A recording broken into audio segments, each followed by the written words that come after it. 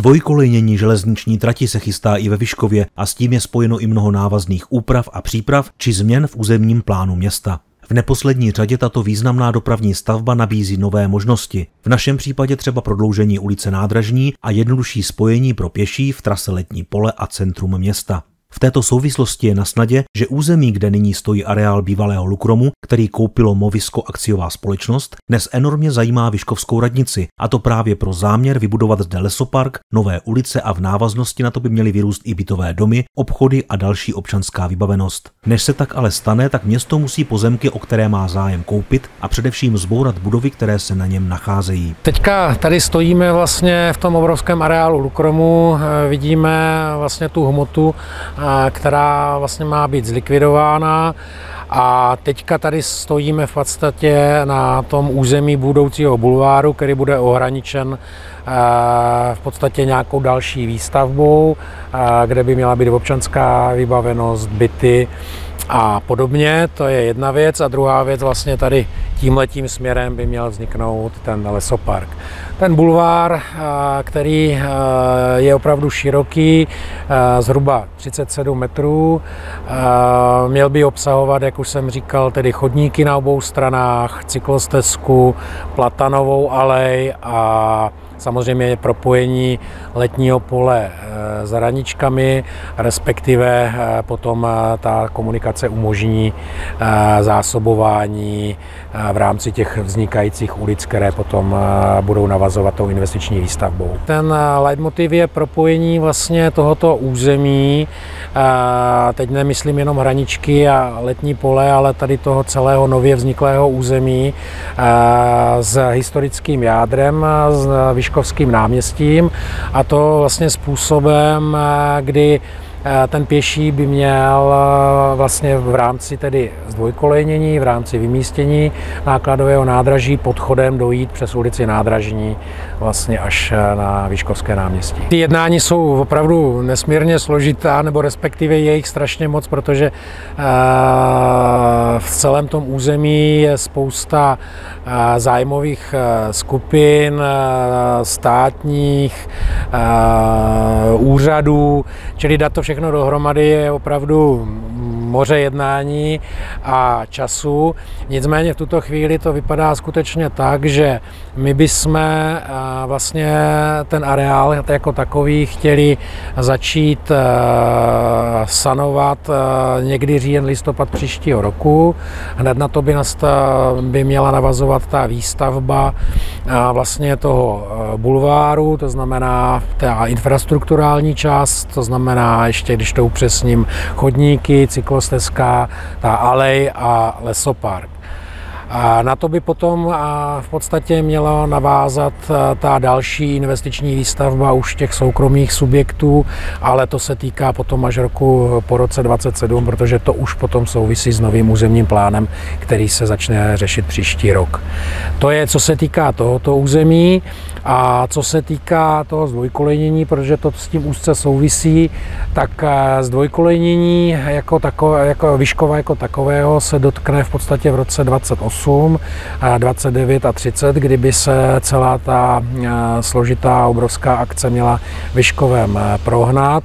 S tím, že přípravné práce, to znamená práce, které žádným způsobem neomezí tu současnou vlakovou dopravu, by měly podle těch nejnovějších informací začít už někdy v roce 25.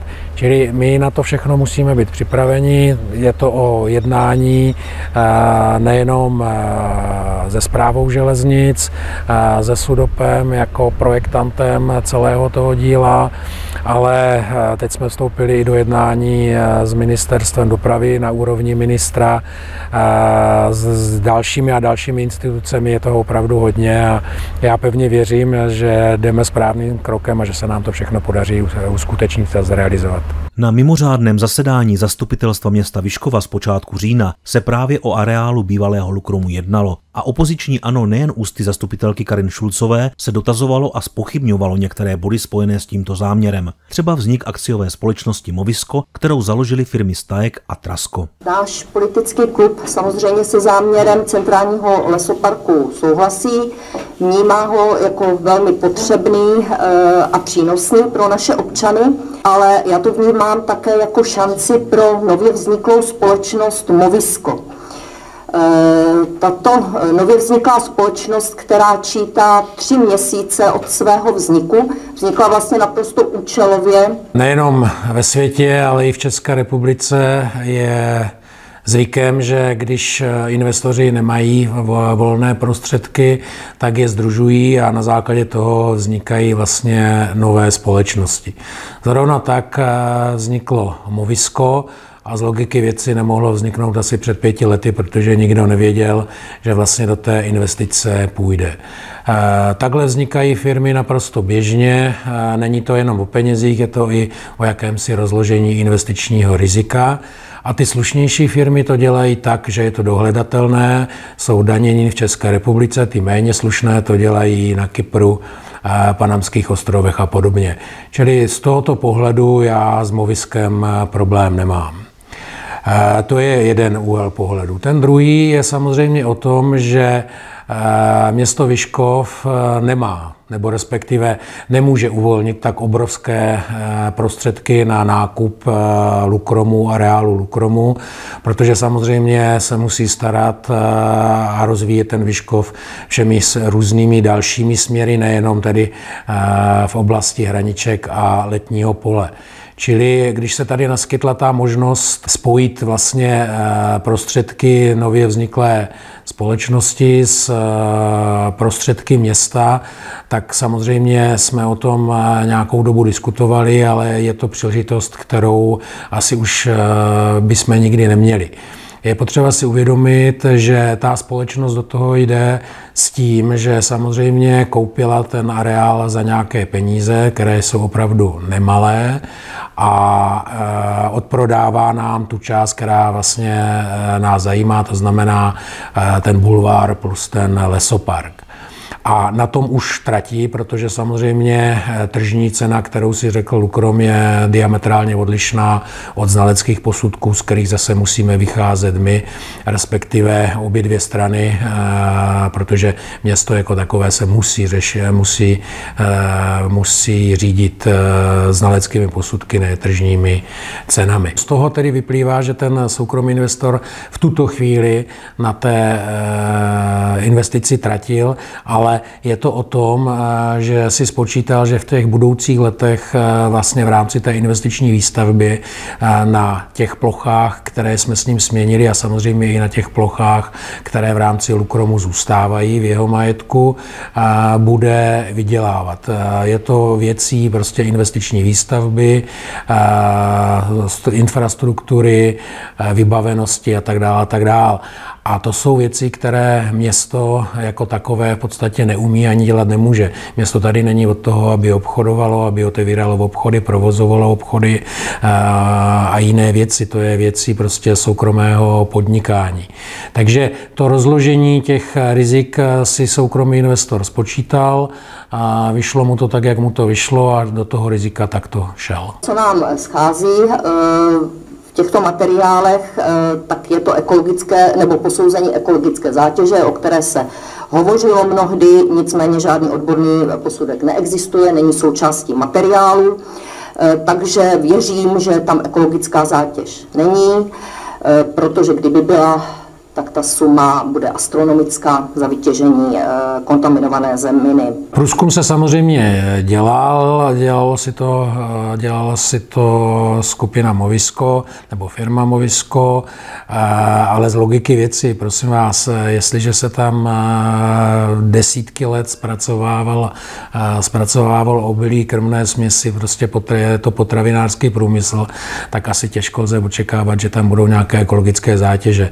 Nebavím se o tom, že tam vylil se kanistr s benzínem nebo s naftou a olejem. Další ještě mě chybí odpověď na otázku, jak se město Vyškov zachová v případě, že dotaci dostane mnohem nižší, než předpokládá, anebo žádnou? Ano, samozřejmě tím leitmotivem toho celého je získat dotaci na asanaci celého toho území, protože drtivá část toho území, které město vlastně chce získat, je zasaženo těmi stavbami. To znamená, chtěli bychom to za ty dotace samozřejmě zlikvidovat a částečně i postavit to, co tam je v plánu. To jednání s firmou, která vlastně tady celou tu žádost připravuje pro nás, jsou poměrně velmi intenzivní. Teď navíc ještě v minulých dnech jsme měli zde na návštěvě ředitele CRR, který vlastně poskytuje v rámci Jihomoravského kraje tu dotaci. Ten projekt se v podstatě velmi líbil, protože je to typický brownfield uprostřed města a já si troufám říct, že v rámci Jižní Moravy tady nic lepšího není a není to jenom můj názor. A druhá věc, která nám získává body, je samozřejmě ta návaznost celého toho území na to budoucí zdvojkolejnění.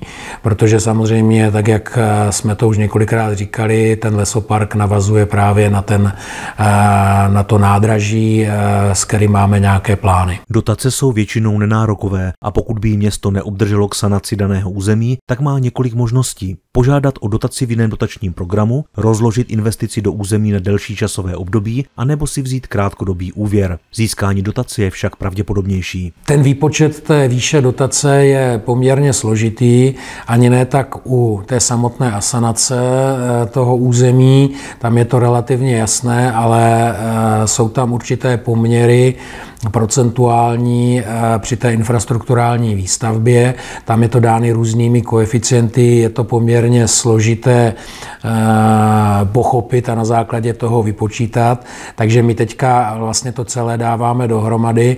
Ten nástřel toho, co je možné očekávat v případě úspěšnosti, jsme prezentovali vlastně na zastupitelstvu v materiálech, které měli zastupitelé k dispozici. Nicméně také tam bylo řečeno, že ta celá výše případné dotace a samozřejmě tím pádem na druhé straně doplatku v rámci té investice bude upřesněna toho 15. listopadu, kdyby ty teď už schválené záměry měly být definitivně schváleny na řádném zastupitelstvu.